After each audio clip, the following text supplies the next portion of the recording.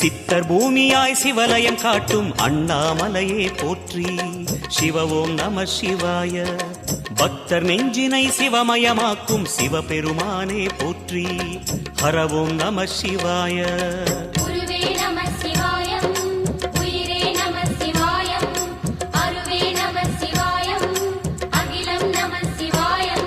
நம சிவாய நம சிவாய ஓம் நம சிவாய. நம சிவாய நம சிவாய ஓம் நம சிவாய.